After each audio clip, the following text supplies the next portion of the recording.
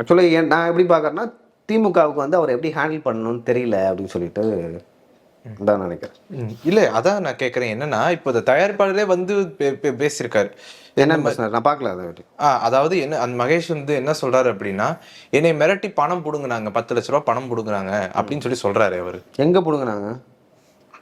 அவரு சரி, ஆக்சுவலா இப்ப நான் வந்து ஒரு அரசு அதிகாரியா இருக்கிறேன், காவல்துறை அதிகாரியா இருக்கேன்னா, சித்தார்த் இருக்கான்னா, சித்தார்த்த நான் நினைச்சா எப்படி வேணா அரெஸ்ட் பண்ணலாம். சரி, அவங்கள பொறுத்த வரைக்கும் அவரை சிறையில போடணும். ஏதாவது ஒரு காரணத்த சொல்லி.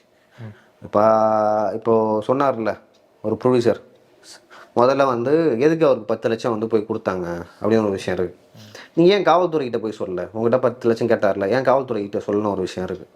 நீங்கள் உங்கள் மேலே தான் தப்பே இல்லைங்க, நீங்கள் வந்து சட்டப்படி வந்து எதிர்கொள்ள வேண்டியதானே அப்படின்னு ஒரு விஷயம் இருக்குது. சரி, எங்கே கொடுத்தீங்க அப்படின்னு ஒரு விஷயம் இருக்குல்ல, எங்கே கொடுத்தீங்க, எப்போ கொடுத்தீங்க?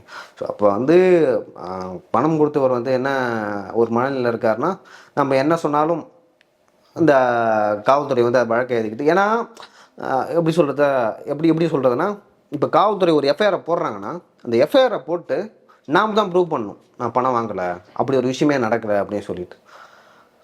ஸோ எனக்கு தெரிஞ்சு அது வந்து பொய் வழக்காக தான் இருக்கும். எனக்கு தெரிஞ்ச ஒரு நீதிமன்றத்தையும் அது நிரூபிப்பார்னு நினைக்கிறேன்.